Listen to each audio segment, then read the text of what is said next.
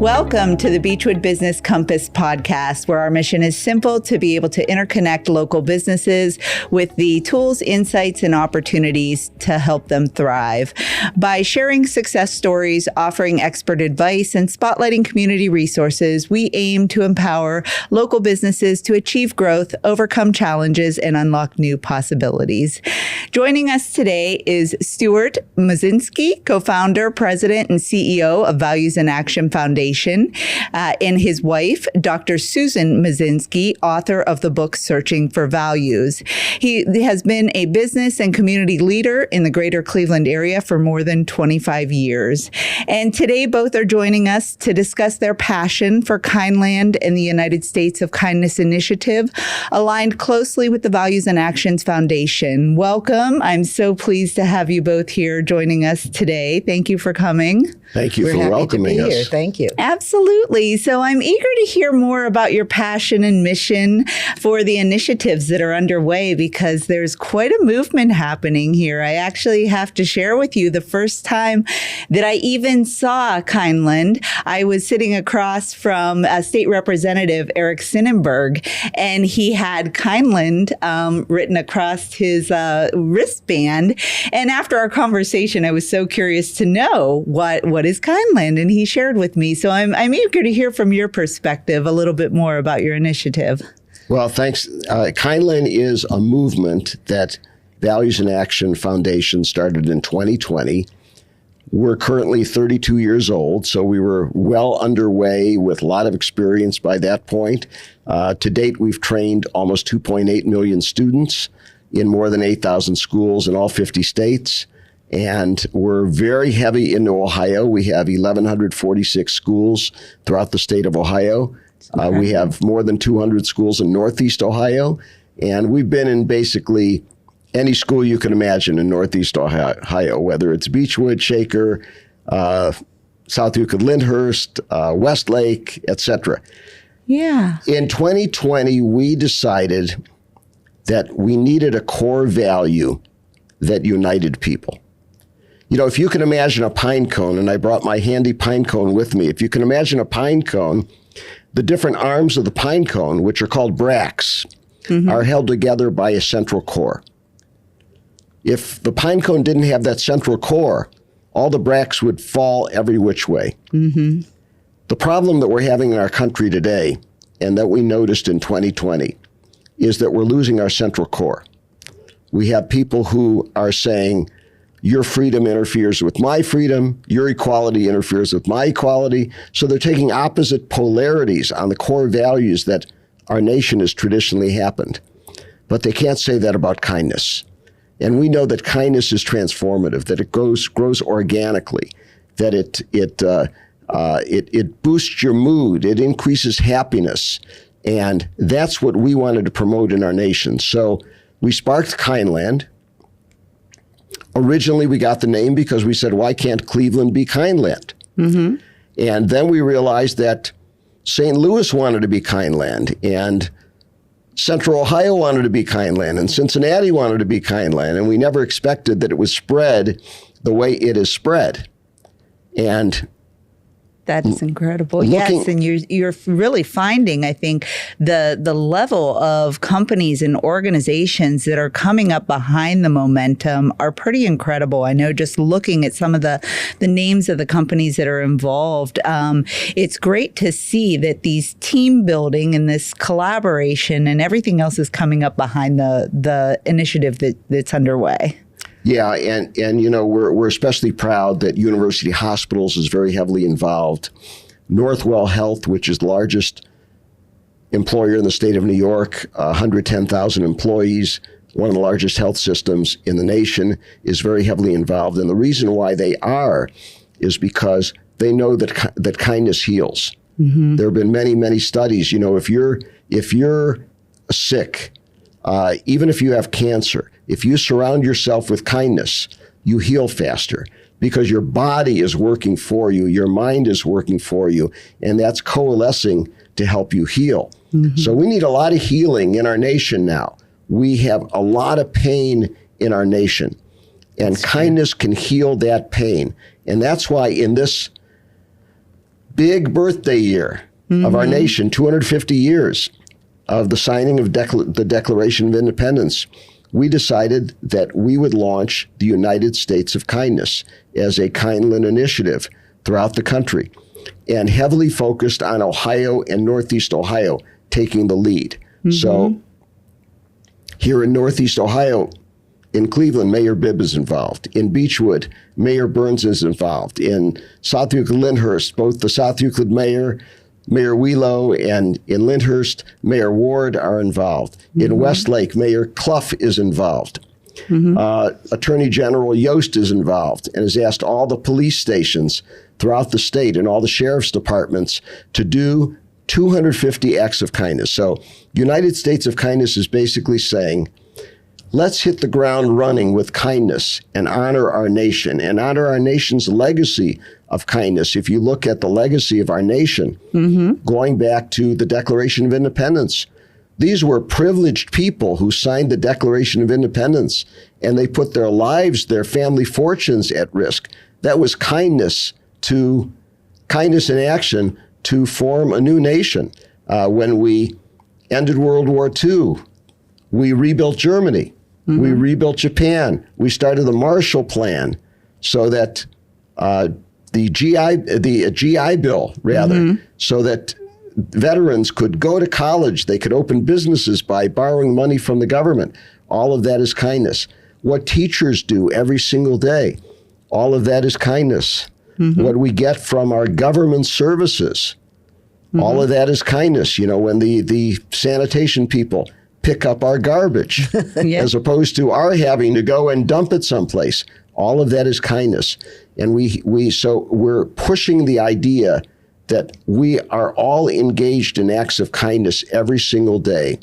And if we do from April 25th, we're launching the United States of Kindness on April 25th, because from April 25th through the end of the year, there are exactly 250 days left in the calendar year. Do one act of kindness every day, and it will change your life, and it will change our nation.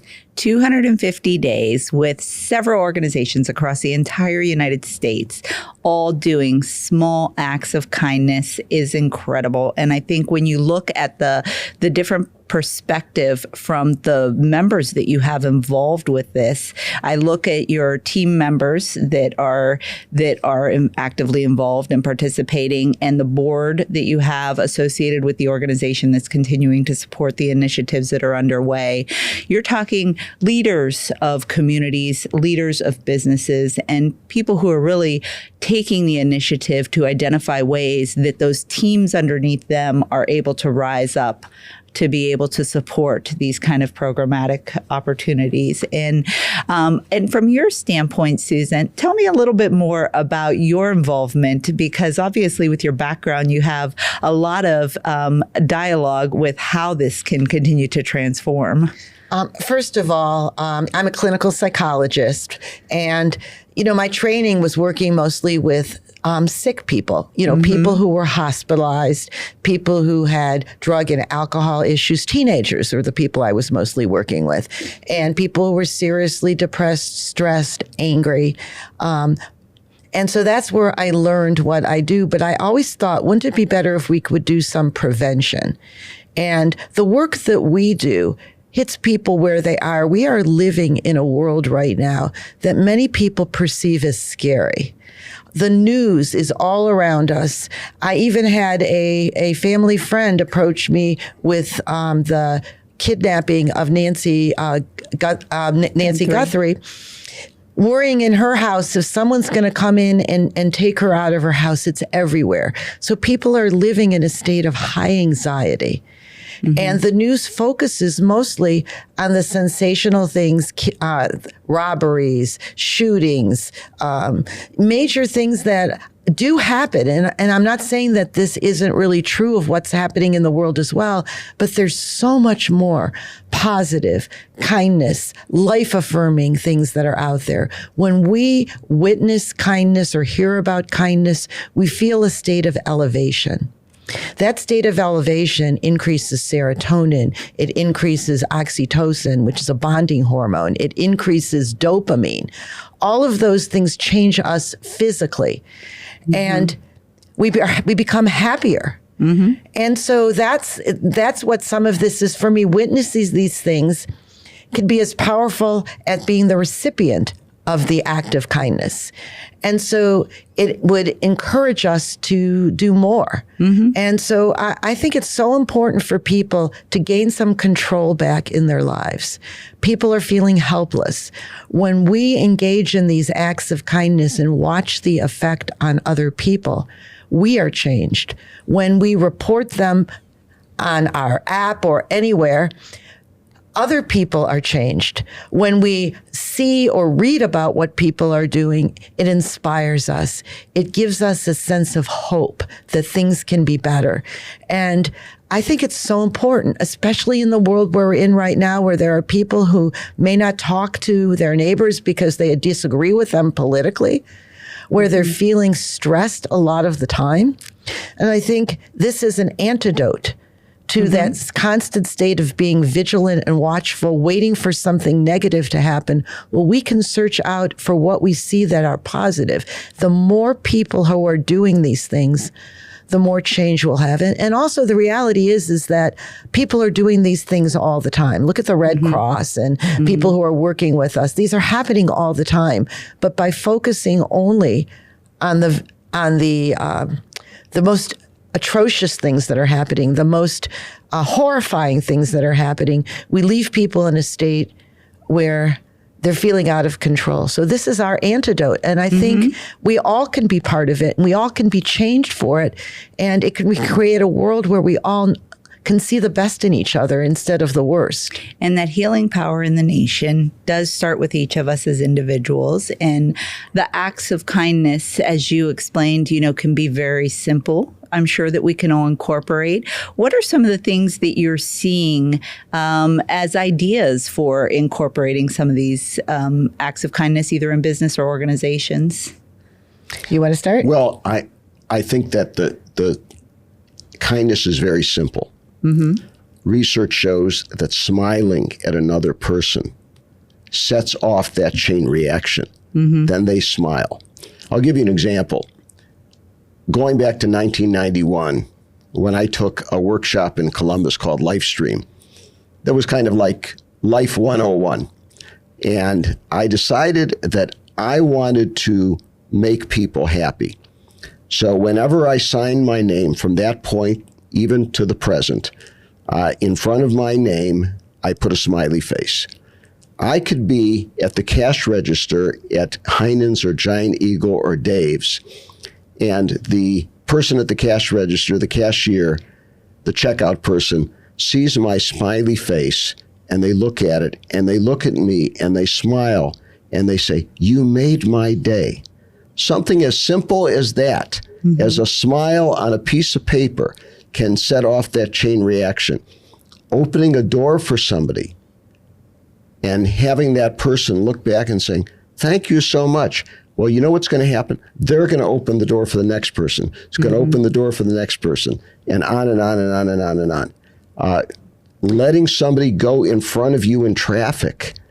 How many times do we see people who are just so busy that they don't let the car into traffic? So there are very, very simple things that we can do, saying thank you, saying have a great day, that we can incorporate into our habits every single day. And then every once in a while, you call a friend and you say, "Hey, I just wanted to call you to say, I love being your friend. Have a great day." Every once in a while, you take somebody to lunch or you pay for somebody's coffee.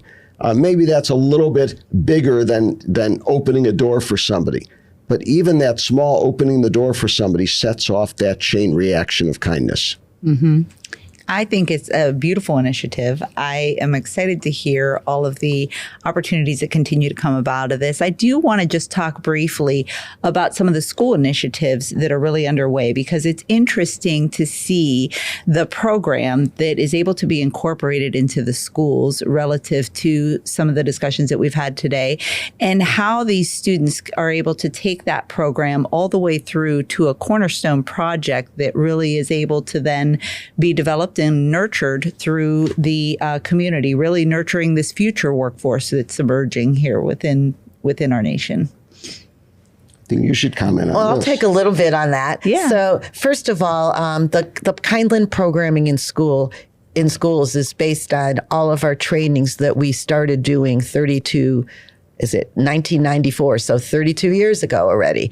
And it's a lot based on cognitive psychology and the way the mind works. But we have the Kindland programming that we've been doing, all the kindness initiatives. Even before this, we had a program called Kindness Core, where we enabled people to become leaders, to create kindness projects that they could take out into the community to make a difference.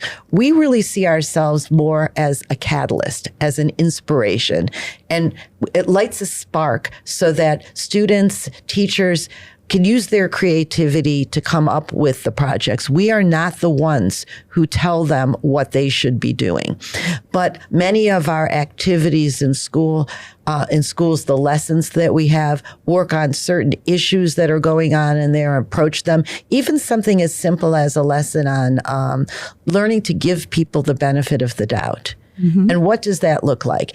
It may not turn out into a big project, but if every student does that, most students do that, and think before they overreact when somebody maybe pushes them in the hall because they were pushed, and it could create a big fight in school. So those are some of the easy ways that there are. But some students take it further. They just look at what we're doing and they say, I want to do something more. I want to see how I could impact other people, and here is my idea. Mm-hmm. And we love when that happens, when it grows organically, because the teens especially, and young kids as well, have so much passion, and they're so creative. Yes. They can do more than we would ever think. And that's why I think it's best to give them the tools, inspire them, get them all excited. We do things. We have a video contest through Kindland, where we just had it for the Super Bowl, and we had students coming up with different ideas of creating these wonderful short videos showing kindness in action. And those become inspirational. The U.S. of Kindness is about documenting all that nationally. I mean, and I hope people will take a chance and look at our website and learn more. Stuart, the website is... And how do people get in touch with you? Yes. Yeah. So the website that they should go to is usofkindness.org, and they should enroll to perform the 250 acts of kindness. And as you mentioned at the outset, we have businesses that are involved. We have schools that are involved. We have 5,000 churches of the United Church of Christ that have committed to doing the 250 acts of kindness. We have the United Jewish Federations that are involved. We have the Catholic Archdiocese of New York that is involved. So we feel that we can create a tipping point in our nation. And when we talk about the Declaration of Independence that starts with "We the people," and or does the Constitution start with "We the people"? I'm not sure, but I know that we are always referring to "We the people." The in order power to form a more perfect union, et cetera, right? That's the Constitution. And we have, I believe we have another 13 years until the 250th anniversary of the U.S. Constitution. But those are our foundational documents where people feel that they have license to be negative. We want people to feel that they have license to be positive and to be kind.